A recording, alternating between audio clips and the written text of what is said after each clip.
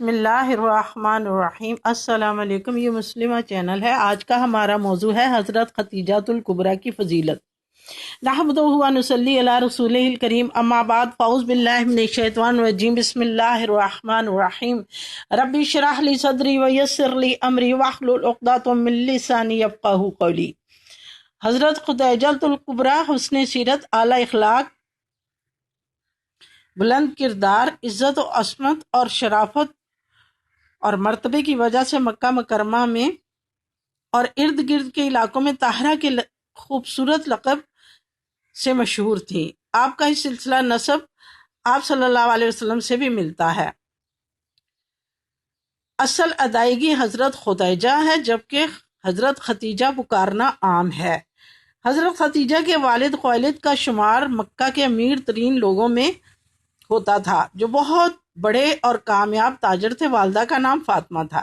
ایک روایت کے مطابق حضرت خدیجہ عام الفیل سے 15 سال قبل مکہ مکرمہ میں پیدا ہوئی۔ آپ کی تربیت اور پرورش انتہائی ناز و نعم میں ہوئی۔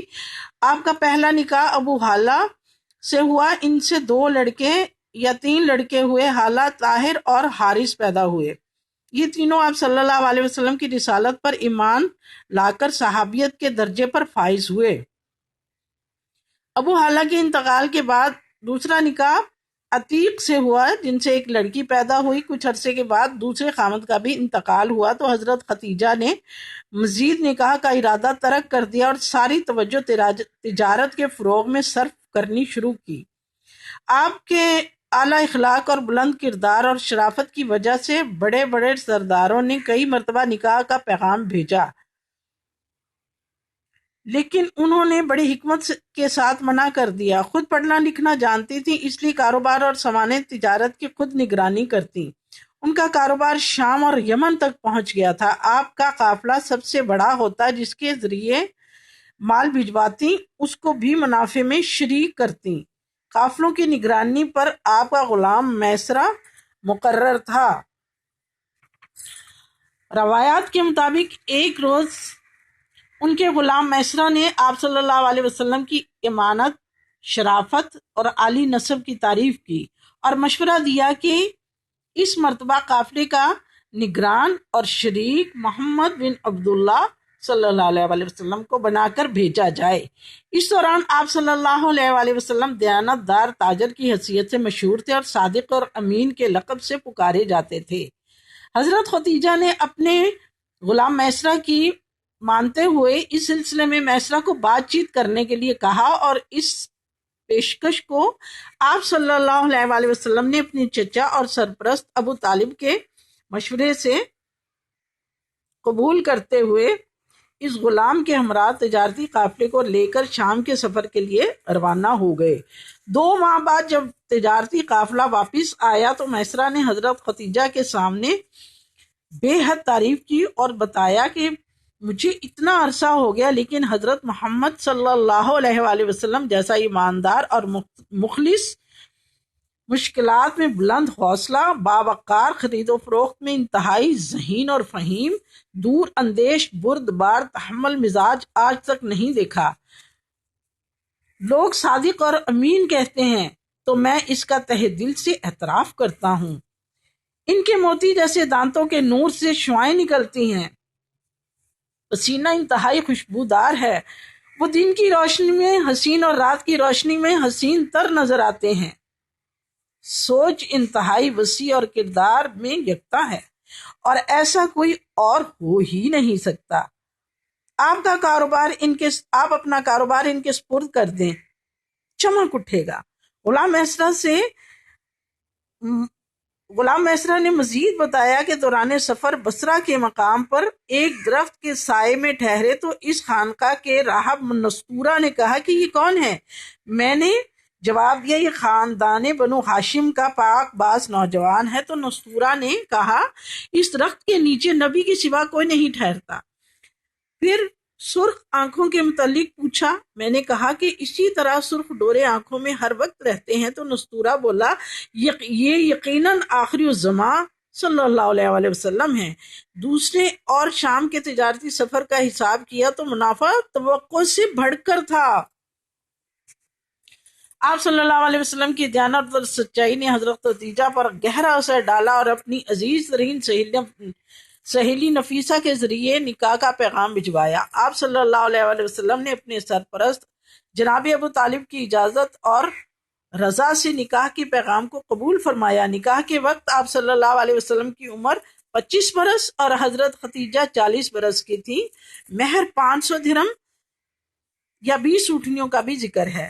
اللہ تعالیٰ نے اولاد کی نعمت سے بھی نوازا۔ حضرت قاسم، حضرت قاسم اور حضرت عبداللہ تھوڑے سے بڑے ہونے کے بعد ہی اللہ تعالیٰ کو پیارے ہو گئے اور آپ صلی اللہ علیہ وسلم کی کنیت حضرت ابو قاسم ہے۔ 2.5 سال کے بعد حضرت زینب، پھر حضرت رقیہ، حضرت کلثوم اور حضرت فاطمہ پیدا ہوئیں۔ آپ صلی اللہ علیہ وسلم کی عمر مبارک تقریباً 40 سال تک ہونے والی تھی کہ مکہ مکرمہ سے 2.5 میل دور غار حرا میں عبادت کے لیے تشریف لے جاتے۔ غار حرا میں حضرت خدیجہ بھی کبھی کبھی عبادت کے لیے جایا کرتی۔ پھر یہیں پر وحی کا سلسلہ شروع ہوا اور آپ صلی اللہ علیہ وسلم نبوت اور رسالت کے اعلیٰ منصب پر فائز ہوئے۔ حضرت خدیجہ آپ صلی اللہ علیہ وسلم پر سب سے زیادہ پہلے، یعنی کہ تمام لوگوں میں سب سے پہلے حضرت خدیجہ آپ صلی اللہ علیہ وسلم پر ایمان لائیں۔ آپ صلی اللہ علیہ وسلم ارشاد فرماتے، حضرت خدیجہ مجھ پر ایمان لائی جب لوگوں نے ایمان لانے سے انکار کیا۔ جب لوگوں نے مجھے معاش سے محروم کیا تو انہوں نے میری مال سے مدد کی اور اللہ نے ان سے مجھے اولاد عطا فرمائی۔ حضرت خدیجہ کو سب سے پہلی بیوی ہونے کا شرف حاصل ہے۔ آپ صلی اللہ علیہ وسلم نے ان کے ہوتے ہوئے اور نکاح نہیں فرمایا۔ 25 سال تک آپ صلی اللہ علیہ وسلم کی رفاقت میں رہنے کی سعادت حاصل ہے۔ اپنی تمام دولت آپ صلی اللہ علیہ وسلم کے قدموں میں نچھاور کر دی۔ آپ صلی اللہ علیہ وسلم نے انہیں جنت میں جواہرات اور موتیوں کے گھر کی خوشخبری سنائی، جس میں نہ شور ہوگا نہ رنج و غم ہوگا۔ اور حضرت بی بی خدیجہ کو اللہ تعالیٰ کی طرف سے سلام بھیجا گیا، تو اس لیے حضرت خدیجہ کو حضرت خدیجہ علیہ السلام بھی کہہ سکتے ہیں۔ یہ اعزاز حضرت بی بی عائشہ کو بھی حاصل ہے، ان کو بھی اللہ تعالیٰ نے سلام بھیجا اور ان کو بھی ہم حضرت عائشہ علیہ السلام کہہ سکتے ہیں۔ دعوت و تبلیغ کا سلسلہ شروع ہوا تو کفار نے ظلم و ستم کی انتہا کر دی، سوشل بائیکاٹ کر دیا۔ 3 سال شب ابی طالب میں انتہائی تکلیفوں، فاقوں اور اذیتوں اور مصیبتوں میں گزارا۔ ان قیامت خیز لمحات اور آزمائش کی گھڑیوں میں حضرت خدیجہ نے صبر و استقامت کا مظاہرہ کیا۔ آپ صلی اللہ علیہ وسلم کا خیال دل و جان سے رکھا، لیکن ان مصائب میں صحت تیزی سے گرنے لگی۔ ناقص خوراک اور تفکرات کی وجہ سے طبیعت بگڑتی گئی۔ 10 رمضان المبارک میں 65 سال کی عمر میں انتقال کر گئی۔ آپ صلی اللہ علیہ وسلم نے خود قبر میں اتر کر انہیں دفن کیا۔ ہمیشہ انہیں یاد کر کے آپ دیدہ ہوتے رہے۔ اس وقت جنازے کا بھی حکم نہیں آیا تھا، نماز جنازہ کا، اور جنت المعلا میں آرام فرما ہے۔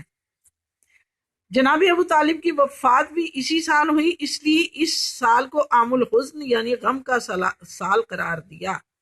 کتاب الادب بخاری میں حضرت عائشہ فرماتی ہیں کہ مجھے کسی عورت پر اتنی غیرت نہیں آتی تھی جتنی خدیجہ رضی اللہ تعالی عنہا پر آتی تھی۔ آپ صلی اللہ علیہ وسلم کو میں بکثرت ان کا ذکر کرتے سنتی، یعنی اوصاف حمیدہ، اور آپ صلی اللہ علیہ وسلم کو رب نے حکم دیا تھا خدیجہ کو جنت میں موتیوں کے ایک محل کی خوشخبری سنا دیں۔ آپ صلی اللہ علیہ وسلم ان کے بعد بھی اتنا اہتمام فرماتے تھے کہ بکری ذبح کرتے اور ان کی سہیلیوں کو بھی اس کا گوشت تقسیم فرماتے۔